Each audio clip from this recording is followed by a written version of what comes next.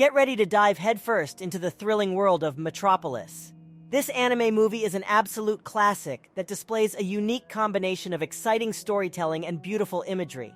This show is guaranteed to give you moments that will remain with you in both your mind and heart for quite some time. We'll be following the incredible journey of Kenichi, Tima, and Duke Red, and their epic struggles for power and acceptance. Without further ado, let's start. There's this incredible place called Metropolis. It's a city-state set in the future where both humans and robots live together. But here's the catch. Robots face discrimination and are forced to live in the lowest levels of the city.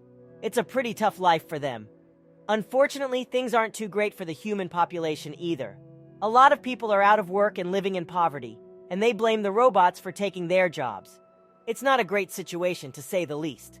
Enter Duke Red, the ruler of Metropolis. He's been working on a huge project called the ziggurat, a massive skyscraper that he believes will help humanity extend its power across the entire planet. Sounds pretty cool, right? Well, things don't exactly go as planned. At the opening ceremony for the ziggurat, a rogue robot shows up and causes chaos. But don't worry, because Rock is there to save the day. Rock is Duke Red's adopted son and the leader of the Marduk Party, a group of vigilantes who take down rogue robots to try and calm down the anti-robot sentiments in the city. We are also introduced to Private Detective Shunsaku-ban and his nephew Kenichi. Their part of the story begins as Shunsaku and Kenichi embark on a thrilling journey to Metropolis from Japan. Their mission?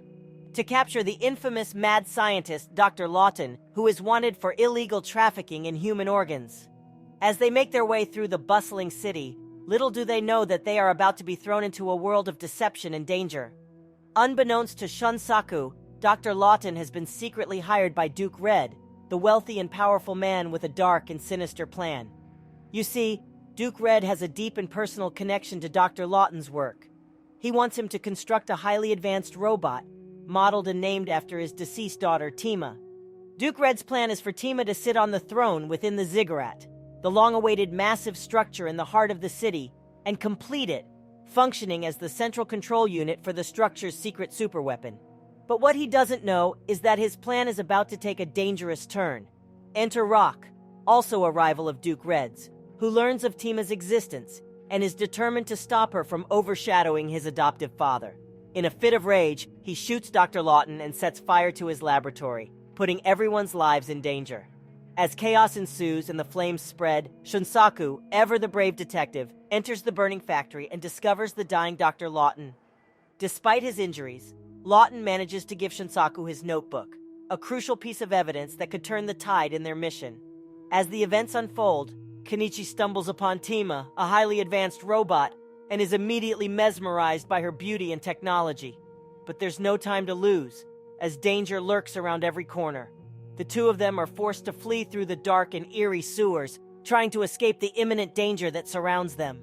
The tension mounts as the trio becomes separated in the chaos. Shunsaku is left to uncover the secrets hidden within Lawton's notebook, while Kenichi and Tima must navigate through the treacherous tunnels of the sewers to evade their enemies.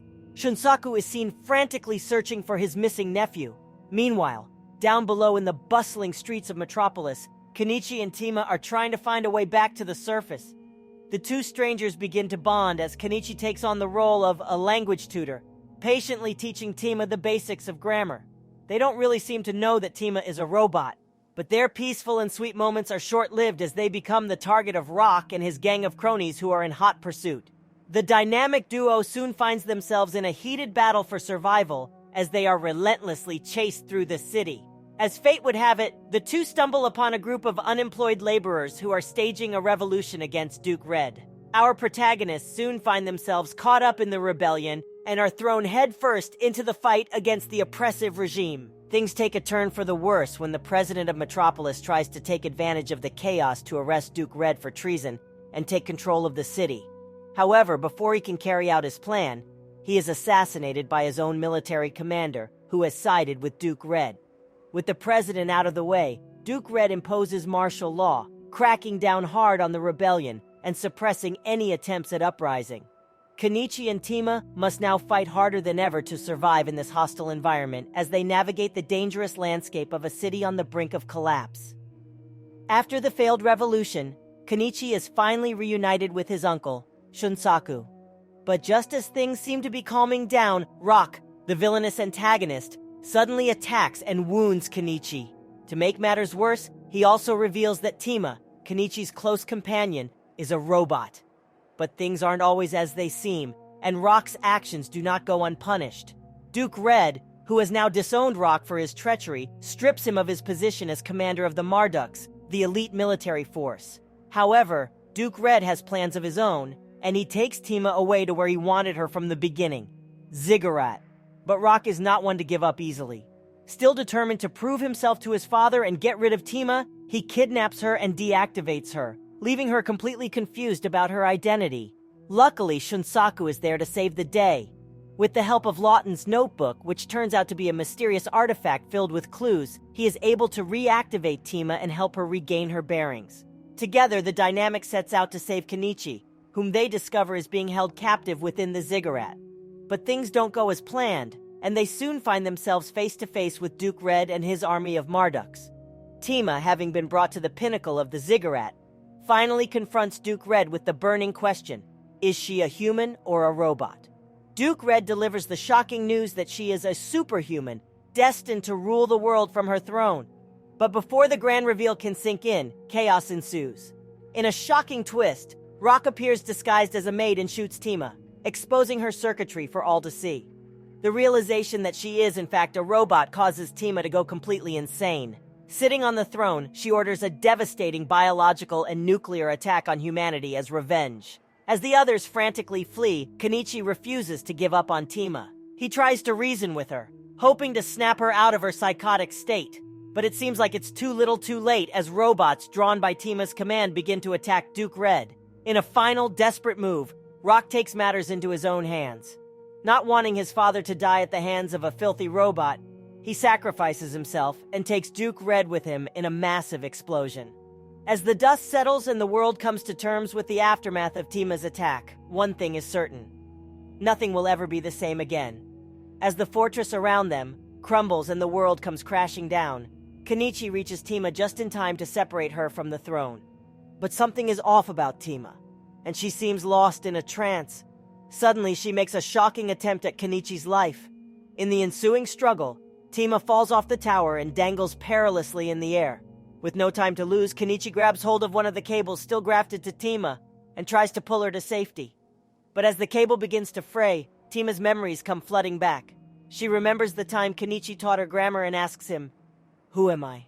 before slipping from his grasp and falling to her death. The ziggurat crumbles and a large part of Metropolis is destroyed in the chaos. The next morning, Kenichi wanders through the ruins of the city, searching for anything he can salvage. Along the way, he encounters a group of robots who have gathered some of Tima's parts in a desperate attempt to rebuild her. Meanwhile, Shunsaku and many other human survivors are evacuated from the city. But Kenichi chooses to stay behind.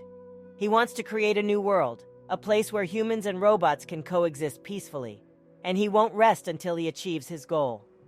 As Kenichi works tirelessly to rebuild the city, he is haunted by Tima's final words: "Who am I?" But in a heart-wrenching twist, a small speaker buried deep within the rubble suddenly crackles to life.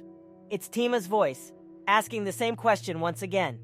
In an interesting post-credits image, we catch a glimpse of Kenichi standing proudly in front of the robot repair shop that he and Tima own. As we gaze through the front window, our eyes are met with the incredible sight of a fully restored Tima. It's a testament to Kenichi's exceptional expertise in robotics and his unwavering commitment to excellence. This moment is nothing short of breathtaking. Well, that's it for today's video. Metropolis is an incredible anime movie that combines exciting storytelling with beautiful imagery. The struggles of the characters, both human and robot, for power and acceptance in a dystopian society make for a thrilling journey. We hope you enjoyed watching it as much as we enjoyed making it. The film showcases the dangers of discrimination, the importance of standing up against oppression, and the power of human connections. Metropolis is a must-watch for any anime fan looking for a thought-provoking and emotional experience. And if you have any questions or comments, be sure to leave them down below. We always love hearing from you guys, so let us know what your favorite moment in the movie was. Thanks so much for watching, and we'll catch you in the next one.